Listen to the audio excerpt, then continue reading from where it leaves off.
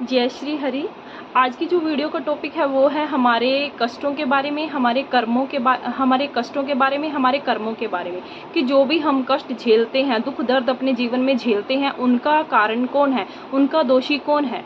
क्या उनका कारण ईश्वर है? क्या उनके लिए हम ईश्वर को दोषी ठहरा सकते हैं या फिर हमारे कर्म दोषी होते हैं? आप सबने ये सुना होगा कि जब भी इंसान की ज़िंदगी में कोई दुख आते हैं, कोई तकलीफ़ आती है, तो क्या बोला जाता है कि ईश्वर ने ये कर दिया, ईश्वर ने वो कर दिया, ईश्वर ने हमें इतने कष्ट दे दिए, ईश्वर ने हमारे साथ ऐसा क्यों किया।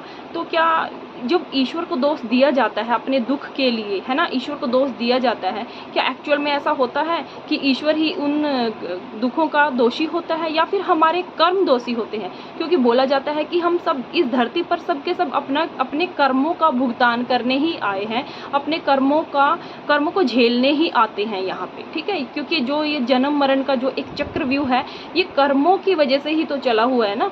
तो यहाँ पे जो इंसान दुख दर्द झेलता है वो कर्मों की वजह से झेलता है, कर्म दोषी है या फिर ईश्वर दोषी है। तो इसको थोड़ा सा डीपली समझते हैं। तो देखिए, जो ये भी कहा जाता है कि जो इस धरती पे हो रहा है, इवन ये बोला जाता है कि इस धरती पर पत्ता पत्ता ईश्वर की इच्छा से हिलता है ना। तो ईश्वर की मर्जी के बिना यहाँ पे कुछ भी नहीं हो सकता, सब कुछ ईश्वर की इच्छा से हो रहा है। तो इंसान जब कर्म बनाता है, कर्म क्रिएट करता है, तो फिर दोषी उसके कर्म कैसे हुए? क्योंकि करवाने वाला तो यहाँ पे सब कुछ करवाने वाला तो ईश्वर है। तो फिर जो इंसान को दुख दर्द मिलते हैं, वो वहाँ पे फिर इंसान के कर्म कैसे दोषी हुए, है ना। और अक्सर ऐसा कहा भी जाता है कि जो हमारा समाज, जो हमारा यहाँ पे जीवन है, धरती पर जीवन है, तो यहाँ पे जब भी किसी इंसान के जब जीवन में दुख आता है तो बोल देते हैं कि ईश्वर ने ये किया है। तो यहाँ पे जो ये चीज़ मैं यहाँ पे समझाना चाहती हूँ, क्योंकि ये कई दिनों से मेरे माइंड में ये चीज़ें चली हुई थी, आसपास देखती भी आई हूँ, इतनी बड़ी हुई हूँ तो यही देखती आई हूँ कि ईश्वर को दोषी ठहरा दिया जाता है कि ईश्वर ने जितने भी दुख आए ईश्वर ने दिए, ईश्वर ने मेरे साथ ऐसा कर दिया। तो ये सब कुछ अवेकनिंग से पहले मेरे साथ भी, जब मेरे जीवन में बहुत सारी मुश्किलें थी, कष्ट थे, जो भी इश्यूज़ थे, तो उस समय ईश्वर को तो दोषी मैं नहीं ठहराती थी, बट हाँ, एक प्रश्न मार्क खड़ा कर देती थी ईश्वर के ऊपर कि क्यों मेरे साथ ऐसा, क्यों मेरे साथ ऐसा क्यों हो रहा है, भगवान मेरे साथ ऐसा क्यों हो रहा है। मैंने दोष कभी नहीं दिया था ईश्वर को, लेकिन एक प्रश्न चिन्ह जरूर मैं खड़ा कर देती थी ईश्वर की साइड कि मेरे साथ आप ऐसा क्यों कर रहे हो। तो यहाँ पे जो मुझे समझ आया अवेकनिंग के बाद, कि समझ आया कि मेरे कर्मास की वजह से ये सब कुछ हो रहा था, ईश्वर का इसमें कोई दोष नहीं था। ईश्वर तो इवन हमें कर्मों से बचाते हैं, बुरे कर्मों को माफ़ करने की जो ईश्वर के पास जो क्षमता होती है ना। तो ये भी कहा जाता है कि सब कुछ करने वाला ईश्वर है ना। तो यहाँ पे ना इस सब कुछ करने वाला ईश्वर है, ये बिल्कुल सच बात है कि सब कुछ करने वाला ईश्वर ही है। ईश्वर की इच्छा के बिना इस धरती पर कुछ भी नहीं होता। तो यहाँ पे होता क्या है, इंसान जब कर्म बनाता है तो उस समय जो परिस्थिति पैदा होती है वो ईश्वर के द्वारा पैदा होती है।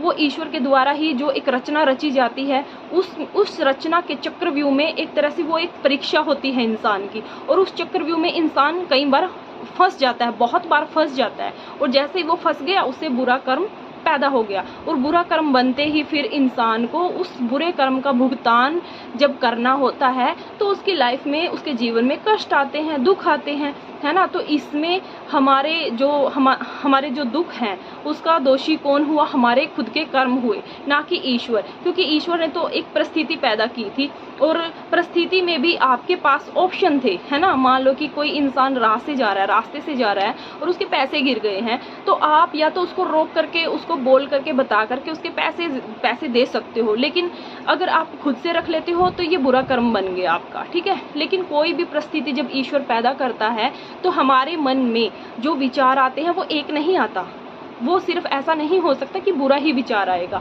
अच्छा भी आता है, बुरा भी आता है। क्योंकि जो एक लोभी मन होता है, लालची मन होता है ना, जो एक मन जो इस संसार में लिप्त होता है, मोह माया में जकड़ा हुआ मन, वो हमें बुरा रास्ता ही दिखाता है, वो हमें बुरा रास्ता दिखाएगा, बुरा विचार पैदा करेगा हमारे मन में कि रख लो इसके पैसे, रख लो आपके काम आ जाएंगे, है ना। लेकिन जो एक अच्छा विचार आता है, क्योंकि हमारे मन में दो तरह के विचार आते हैं। उस परिस्थिति में जो ईश्वर ने पैदा की है, उस परिस्थिति में हमारे मन में दो विचार आते हैं, एक अच्छा एक बुरा। अगर आप बुरे को फॉलो करते हो, बुरे विचार के साथ जाते हो, तो बुरा कर्मा बन गया। उसमें ईश्वर का क्या दोष? वो तो आपने चूज किया है ना, रास्ते को आपने चूज किया है, उस बुरे वाले ऑप्शन को आपने चूज किया है। आप अच्छे वाला ऑप्शन भी तो चूज कर सकते थे। यहाँ पे ईश्वर खड़ा खड़ा देखता है। वो क्या देखता है? वो एक तरह की परीक्षा लेता है। ईश्वर परिस्थिति बना करके आपकी परीक्षा लेता है। वो देखता है कि आप यहाँ पे क्या करोगे, आप अच्छा कर्म बनाओगे या बुरा कर्म बनाओगे। तो इसलिए हम कह सकते हैं कि जो हमारे दुख होते हैं, हमारे जो कष्ट होते हैं, हम जो तकलीफ़ें झेलते हैं इस जीवन में, वो हमारे कर्मों की वजह से झेलते हैं। ईश्वर दोषी नहीं होता इसमें, ईश्वर दोषी नहीं होता, हमारे कर्म ही दोषी होते हैं। और जो हमसे बुरे कर्म हो गए हैं, जो हमसे बुरे कर्म होते हैं, तो वो होते हैं हमारे भाव की वजह से, हमारे विचारों की वजह से, जो हमारे अंदर से पैदा होते हैं। अब हर एक इंसान के मन में डिवाइन का अंश होता है, परमात्मा का अंश होता है, लेकिन कई बार क्या होता है, इंसान उस परमात्मा, एक कहते हैं ना, जैसे मान लो कि आपके सामने कुछ ऐसी परिस्थिति पैदा हुई है, तो वहाँ पे आपके मन में दो विचार आएंगे। तो एक विचार तो आपको बोलेगा कि ये काम कर ले, दूसरा विचार बोलेगा नहीं ये गलत है, ये रुक जाओ, इसको मत करो। जो वो बोलता है ना कि इसको मत करो, बुरे काम को मत करो, वो होती है आत्मा की आवाज़, वो होती है एक सच के मार्ग की आवाज़, अच्छाई के मार्ग की आवाज़, वो होती है ईश्वर के मार्ग की आवाज़। लेकिन इंसान बहुत बार उस अंतरात्मा की आवाज़ को इग्नोर कर देता है, उसको सुनता ही नहीं, उसको साइड कर देता है। क्यों? क्योंकि इंसान का जो मन में जो ये नकारात्मक जो ये भाव उठता है, विचार उठता है, बुरे कर्म पैदा करवाता है जो उससे, ये उसके मोह माया में, इस संसार में जो एक मोह माया का जाल है ईश्वर के द्वारा बनाया हुआ, वो उसमें उलझ जाता है, वो उसमें जकड़ जाता है, जिससे कि वो बुरे कर्म बना लेता है। अब प्रश्न ये भी उठ सकता है कि जो मोह माया का जाल है वो तो ईश्वर ने बनाया है। जी बिल्कुल, वो ईश्वर ने बनाया है, लेकिन मोह ईश्वर ही तो है, मोह भी ईश्वर है, मोक्ष भी ईश्वर है। लेकिन यहाँ पे ईश्वर आपकी परीक्षा लेता है। ईश्वर तक, मोक्ष तक जाने तक आपको एक मोह के रास्ते से जाना होता है, और मोह का रास्ता, लोभ लालच का रास्ता, जो ये बुरे कर्म का रास्ता, यही तो परीक्षा होती है। यही तो परीक्षा होती है कि आप यहाँ पे इस रास्ते को आसानी से, एक बुद्धि के साथ इस रास्ते को पार कर सकते हो, या फिर आप हार के थक जाते हो, या फिर आप बुरे कर्म में लिप्त हो जाते हो, इस मोह में फंसे रह जाते हो। यही तो एक परीक्षा होती है ईश्वर के द्वारा। ईश्वर तक जाना आसान नहीं होता। ईश्वर तक इंसान इस मोह से, इस माया से निकल कर के ही जाता है।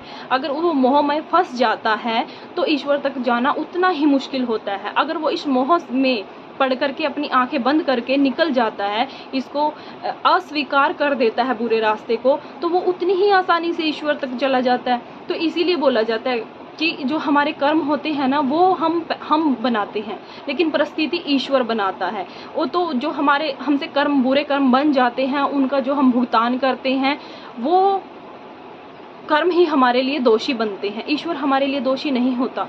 क्योंकि बहुत बार आप देखोगे आसपास के लोग बोलते हैं कि ईश्वर ने ये कर दिया, ईश्वर ने इतने कष्ट ला दिए, ईश्वर ने हमारे साथ ऐसा कर दिया, ईश्वर ने ये कर दिया, ईश्वर ने वो कर दिया। ये सब कुछ, ये इंसान अपने कर्म नैग देख करके इंसान क्या करता है, ईश्वर के ऊपर दोष मढ़ देता है कि ईश्वर ने किया है ये सब कुछ। लेकिन सच्चाई कुछ और होती है। इंसान के कर्म ही उसके दुखों का कारण बनते हैं, और इंसान के कर्म कहाँ से बनते हैं? उसके विचारों से, उसके भाव से बनते हैं। इसीलिए बोला जाता है कि जो हमारे विचार होते हैं, हमें उनको पल पल देखना होता है कि हमारे मन में किस तरीके के विचार हैं। अगर आपके मन में बुरे विचार हैं तो आपसे बुरे कर्म होंगे ही होंगे। उस समय बुरे कर्म आप अनजाने अनजाने में कर ही दोगे, क्योंकि विचार आपसे बुरे कर्म करवाते हैं। तो इसीलिए मैं यहाँ पे जो ये मैसेज था वो मैं देना चाहती थी, क्योंकि ये सब कुछ मैं देखती आई हूँ अपने आसपास कि जो कुछ भी बुरा होता है ईश्वर को दोषी ठहरा देते हैं लोग। लेकिन एक्चुअल में हमारे दोष, लोगों के दोष, हम जीवों के दोष जो होते हैं, हमारे जो कार्मिक दोष होते हैं, वही हमारे दुखों का कारण होते हैं।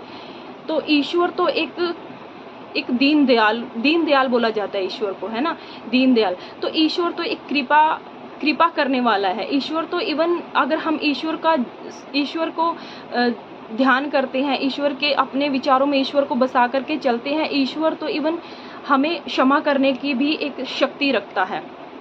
तो ईश्वर एक आनंद देने वाला सच्चिदानंद स्वरूप परमात्मा है। ईश्वर हमसे बुरे कर्म नहीं करवाता, ये हमारी मर्जी होती है जो हम अच्छे बुरे कर्म करते हैं।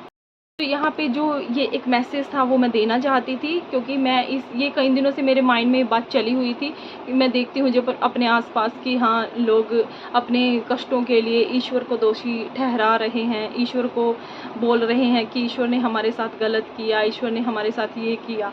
तो यहाँ पे उनको इस चीज़ को समझना ज़रूरी है कि हमारे जीवन में जो दुख आते हैं वो हमारे कर्मों की वजह से आते हैं। मैं इसको अच्छे से समझा पाई हूँ। अपना जो विचार था, अपने जो मन में जो ये विचार आ रहे थे कर्म और ईश्वर को लेकर के, उनको अच्छे से एक्सप्लेन कर पाई हूँ। अगर आपको ये वीडियो पसंद आई है तो इसको लाइक कीजिएगा और शेयर कीजिएगा। Thank you.